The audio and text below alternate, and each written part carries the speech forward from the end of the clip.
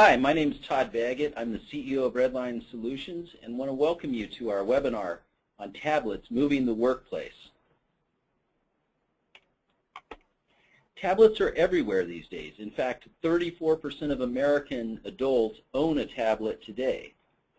This is twice as many as 2012, and it's being driven primarily by the wide availability, low price, and application ecosystem of consumer-based tablets. Adults in their 30s and 40s are actually the most significant category and largest users of tablets, and almost half of them are college grads. The New York Times reported that there'll be tens of millions of tablets in use in America in the 2015. Forrester Research came through and said that of a survey they did of 59 CIOs, 57% to invest in deploying tablets in 2013, again up 15% from 2012. And eMarketer estimates 34% of the U.S. population will use tablets at least once a month in 2013.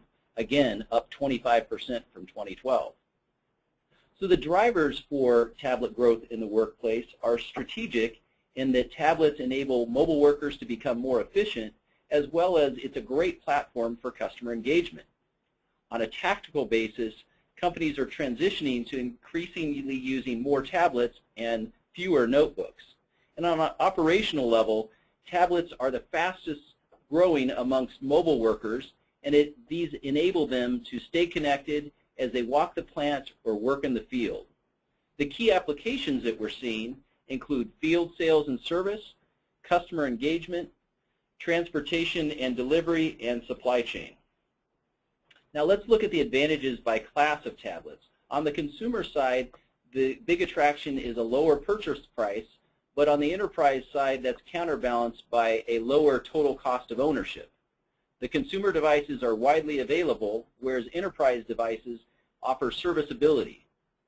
The consumers have a wide application ecosystem, whereas enterprise devices are ready to use the software that you already have. On the consumer side, you're generally looking at the latest and greatest operating system, whereas on the enterprise side, the focus is on platform stability, enterprise accessories, and durability. So the key consideration factors for tablets in looking at consumers versus enterprise are durability, serviceability, available peripherals, product life cycle, integration with back-end systems, security, and total cost of ownership. If we look at the durability of tablets by class, the biggest failures that we see are in the non-rugged devices. In fact, non-rugged devices are more than 4 times more likely to have a problem with durability or breakage than a rugged tablet.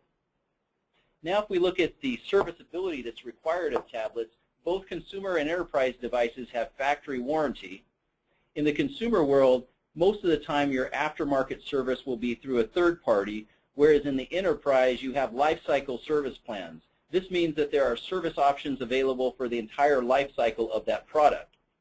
In the consumer world, a broken tablet is often viewed as a throwaway item, whereas in the enterprise world you can actually get additional coverage for accidental damage as an insurance policy. As far as available accessories go, on the consumer side you're seeing mostly fashion cases, whereas on the enterprise you'll see vehicle mounts. On the consumer side you'll find some rugged cases, whereas on the enterprise side you'll find multiple case and carrying options. Both of them offer external keyboards, but on the consumer side you're going to see more gadgets and things like audio connections to play music, whereas on the enterprise side you'll see things that are more required like external chargers for batteries. If we look at the product life cycle of the tablets, consumers are really focused on the latest and greatest operating system, whereas the enterprise again is focused on stability.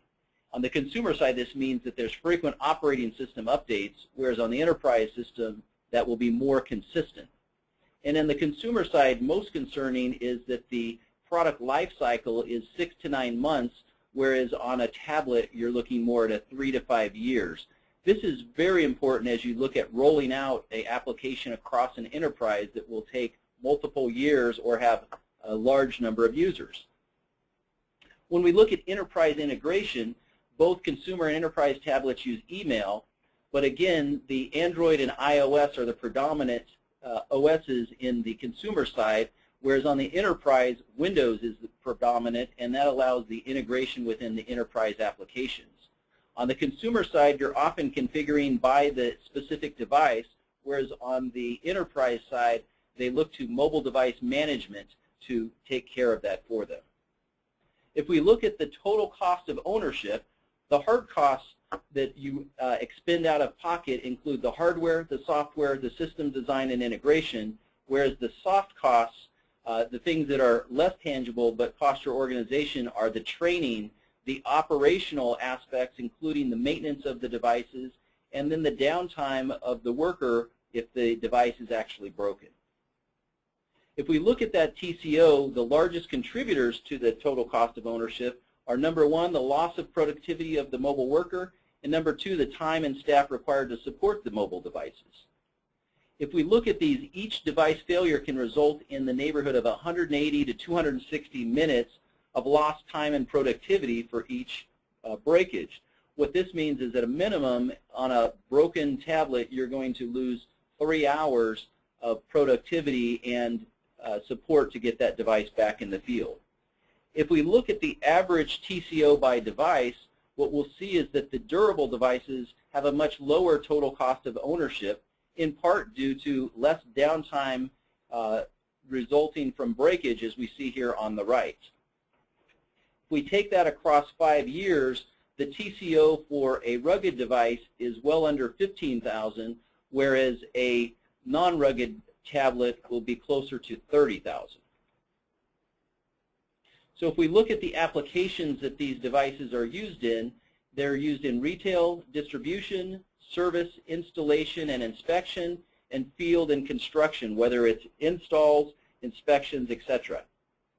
Motion computing has 3 main lines of tablets, the CL910, the J3600, and the F5T, all of which are rugged devices that have Gorilla Glass. They meet MIL standards and IP ratings for durable environments, and they support multiple wireless connections. Most importantly, they have a long battery life, and in the case of the J3600 and the F5T, have field swappable batteries, which mean you don't even have to get out of the application to replace the battery and keep working.